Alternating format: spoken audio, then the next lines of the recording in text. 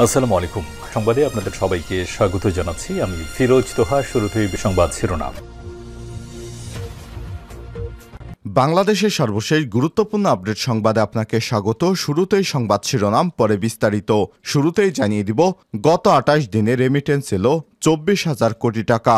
ছাত্র জনতার আন্দোলনকে কেন্দ্র করে সৃষ্ট পরিস্থিতির প্রভাব পড়েছিল রেমিটেন্স এবং বিদেশি মুদ্রা রিজার্ভে। আন্দোলন সংহতি জানিয়ে রেমিটেন্স শাটডাউন ঘোষণা করেছিল প্রবাসীরা, ফলে কমে গেছিল রেমিটেন্স প্রবাহ। তবে আন্দোলন সফল হলে এবার মাত্র ২৪ দিনেই 2.4 বিলিয়ন রেমিটেন্স বাংলাদেশে এসেছে, যেটি বাংলাদেশের জন্য খুবই স্বস্তির সংবাদ। এরপর জানিয়ে দিব, নাহিদের সঙ্গে ফরাসি রাষ্ট্রদূতের সাক্ষাৎ। তথ্য এবং সম্প্রচার মন্ত্রণালয় এবং ডাক টেলিযোগাযোগ ও তথ্য প্রযুক্তি মন্ত্রণালয়ের উপদেষ্টা নাহিদ ইসলামের সঙ্গে সৌজন্য সাক্ষাৎ করেছেন ঢাকায় নিযুক্ত ফ্রান্সের রাষ্ট্রদূত ম্যারি মাজদুপুই। এদিকে মালিবাগে পুলিশের গাড়িতে আগুন। রাজধানীর মালিবাগে পুলিশের একটি গাড়িতে আগুন লাগার ঘটনা ঘটেছে। এই ঘটনায় প্রাথমিকভাবে হতাহতের কোনো খবর পাওয়া যায়নি। গতরাত 11টার দিকে গাড়িটিতে আগুন লাগার সংবাদ পায় ফায়ার সার্ভিস। এদিকে চট্টগ্রামে দুই গ্রুপের সংঘর্ষে গুলিবিদ্ধ হয়ে নিহত 2। চট্টগ্রাম নগরের বায়েজিদ থানার কুশাই সড়কে দুই গ্রুপের সংঘর্ষে গুলিবিদ্ধ হয়ে 2 জন নিহত হয়েছে। তাৎক্ষণিক তাদের নাম পরিচয় পাওয়া যায়নি। বৃহস্পতিবার 29 আগস্ট রাত 8:30টার দিকে বুড়িচত্বরের নাহার গার্ডেনের সামনে এ দুর্ঘটনা ঘটে। এবারে জানাবো, বিনামূল্যে বাংলাদেশকে 30,000 টন পটাশ সার দেবে রাশিয়া। রাশিয়া বিনামূল্যে বাংলাদেশ সরকারকে 30,000 টন পটাশ সরবরাহ করবে বলে জানিয়েছে বাংলাদেশে নিযুক্ত রাশিয়ার রাষ্ট্রদূত আলেকজান্ডার মন্টিটস্কি। এবং সর্বশেষ জানিয়ে দিব, সুমন শিকদার হত্যা মামলায় সাবেক বাণিজ্যমন্ত্রী টিপু মুনশির 4 দিনের রিমান্ড। রাজধানীর বাড্ডা ফুজি টাওয়ারের সামনে সুমন শিকদারকে গুলি করে হত্যার অভিযোগ করা মামলায় সাবেক বাণিজ্যমন্ত্রী টিপু মুনশির 4 দিনের রিমান্ড মঞ্জুর করেছে আদালত। প্রিয় দর্শক, এতক্ষণ শুনছিলেন সংবাদ শিরোনাম, এবারে বিস্তারিত। তবে তার আগে বন্ধুরা, অনুরোধ থাকবে এই সংবাদটিতে একটি লাইক দিন। এই চ্যানেলে আপনি নতুন হয়ে থাকলে আমাদের সংবাদটি দেখতে দেখতে চ্যানেলটি সাবস্ক্রাইব করে রাখুন। কমেন্ট করে আপনার মূল্যবান মতামত জানিয়ে দিন বন্ধুরা, আপনি বিশ্বের কোন দেশ থেকে বা বাংলাদেশের কোন স্থান থেকে আমাদের সংবাদটি দেখছেন এবং শুনছেন। এবারে বিস্তারিত। 28 দিনে রেমিটেন্স এলো 24,000 কোটি টাকা। ছাত্র জনতার আন্দোলন কেন্দ্র করে সৃষ্টি পরিস্থিতির প্রভাব পড়েছিল রেমিটেন্স ও বিদেশি মুদ্রা রিজার্ভে। আন্দোলন সহিংস হলে রেমিটেন্স শাটডাউন ঘোষণা করেছিল প্রবাসীরা, ফলে কমেছে রেমিটেন্স প্রবাহ। তবে আন্দোলন সফল হলে তথা সরকার পতনের পরে বাড়তে থাকে রেমিটেন্স প্রবাহ।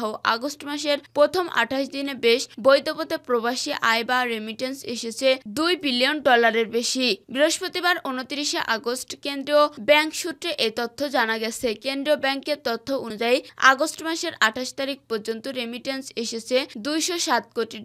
টাকার হিসাবে যা 24,000 কোটি। গত বছরের একই সময়ে রেমিটেন্স এসেছিল $143 কোটি। সেই হিসেবে রেমিটেন্স প্রবাহ বেড়েছে 31%। গত জুলাই মাসে 191 কোটি মার্কিন ডলার রেমিটেন্স দেশে পাঠিয়েছিলেন প্রবাসীরা, যা গত 10 মাসের মধ্যে সর্বনিম্ন ছিল। কেন্দ্রীয় ব্যাংকের তথ্য বলছে, গেল 23-24 অর্থ বছরের প্রথম মাসে জুলাই রেমিটেন্স এসেছিল 197 কোটি 31 লাখ, আগস্টে 159 কোটি 94 লাখ, সেপ্টেম্বর মাসে 133 কোটি 43 লাখ, অক্টোবরে 197 কোটি 14 লাখ, নভেম্বরে 193 কোটি, ডিসেম্বরে 199 কোটি 12 লাখ, 2024 সালে জানুয়ারিতে 201 কোটি 31 লাখ, ফেব্রুয়ারিতে 216 কোটি 45 লাখ, মার্চ মাসে 199 কোটি 70 লাখ, এপ্রিলে এসেছে 204 কোটি 42 লাখ, মে মাসে এসেছে 225 কোটি 38 লাখ এবং জুন মাসে এসেছিল 254 কোটি 16 লাখ মার্কিন ডলার। জুলাই মাসে আসে 191 কোটি ডলার রেমিটেন্স। নাহিদের সঙ্গে ফরাসি রাষ্ট্রদূতের সাক্ষাৎ। তথ্য ও সম্প্রচার মন্ত্রণালয় এবং ডাক, টেলিযোগাযোগ ও তথ্য প্রযুক্তি মন্ত্রণালয়ের উপদেষ্টা নাহিদ ইসলামের সঙ্গে সৌজন্য সাক্ষাৎ করেছেন ঢাকায় নিযুক্ত ফ্রান্সের রাষ্ট্রদূত মেরি মাসপুই। বৃহস্পতিবার 29 আগস্ট সচিবালয়ে উপদেষ্টার কার্যালয়ে উভয় পক্ষের মধ্যে এক সাক্ষাতের পর্ব আয়োজিত হয়। ডাক, টেলিযোগাযোগ ও তথ্য প্রযুক্তি মন্ত্রণালয়ের পক্ষ থেকে এক সংবাদ বিজ্ঞপ্তি এই তথ্য জানানো হয়। সাক্ষাৎকালে উপদেষ্টা নাহিদ ইসলাম সম্প্রতি ছাত্র জনতার গণ অভ্যুত্থানের মধ্য দিয়ে অর্জিত স্বাধীন বাংলাদেশ ফ্রান্সের রাষ্ট্রদূতকে স্বাগত জানায়। ফ্রান্সের প্রতি বাংলাদেশের মানুষের সবসময় আগ্রহ ছিল বলেও উল্লেখ করেন তিনি। এ সময় ফরাসি রাষ্ট্রদূতের উদ্দেশ্যে উপদেষ্টা বলেন, বেশ কয়েক বছর ধরে ডিজিটাল বাংলাদেশ, স্মার্ট বাংলাদেশের কথা শুনলেও এক্ষেত্রে অনেক দুর্নীতি এবং অনিয়ম রয়েছে। যে পরিমাণ অর্থ এসব প্রকল্পে বিনিয়োগ করা হয়েছে তার সুফল পুরোপুরিভাবে বাংলাদেশের জনগণ পায়নি।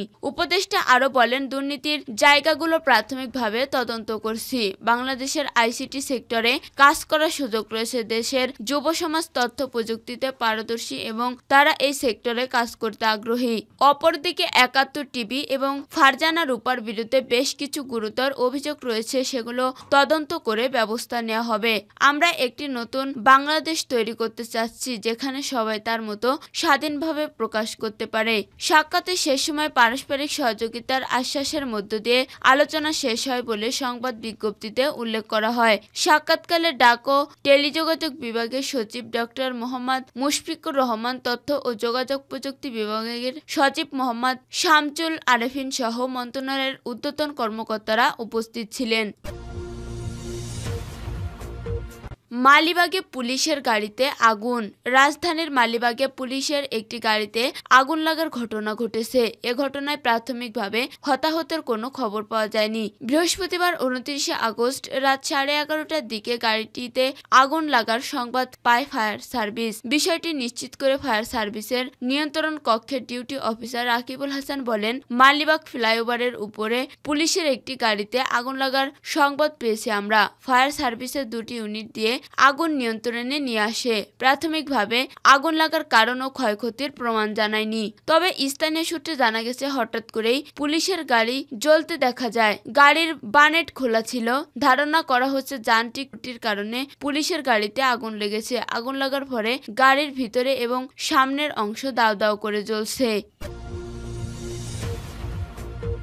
চট্টগ্রামে 2 গ্রুপের সঙ্গে সংঘর্ষে গুলিবিদ্ধ হয়ে নিহত 2। চট্টগ্রাম নগরের বায়েজিদ থানায় কোয়াইশ সড়কে 2 গ্রুপের সংঘর্ষে গুলিবিদ্ধ হয়ে 2 জন নিহত হয়েছে। তাৎক্ষণিক তাদের নাম পরিচয় পাওয়া যায়নি। বৃহস্পতিবার 29 আগস্ট রাত 8:30টায় বুড়িচরের নাহার গার্ডেনের সামনে এ ঘটনা ঘটে। প্রত্যক্ষদর্শীরা জানায়, কোয়াইশ এলাকা 2 গ্রুপের সঙ্গে সংঘর্ষে 2 জন নিহত হয়েছে।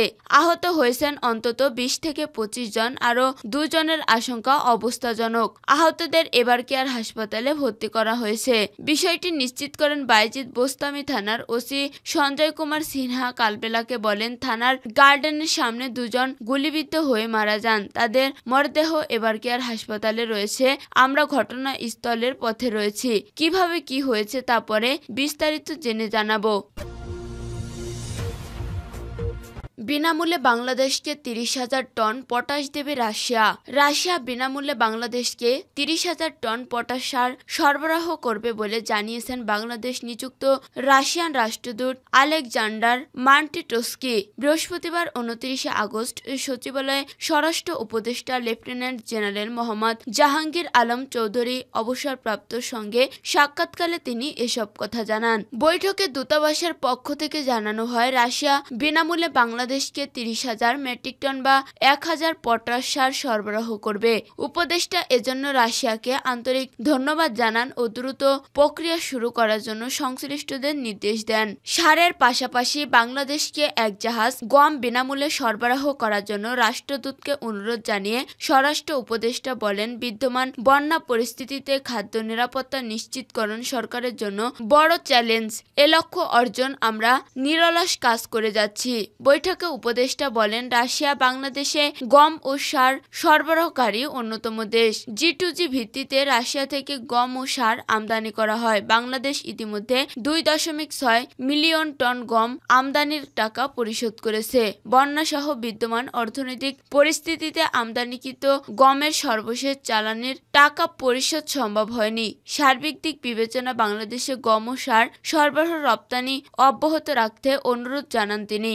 সাক্ষাৎকালে দুদেশের মধ্যে কৃষি ও খাদ্য নিরাপত্তা এবং সাইবার সিকিউরিটি ও ফরেনসিক ল্যাবের আধুনিকায়ন ও সক্ষমতা বৃদ্ধি হয় নানান বিষয়ে আলোকপাত করে।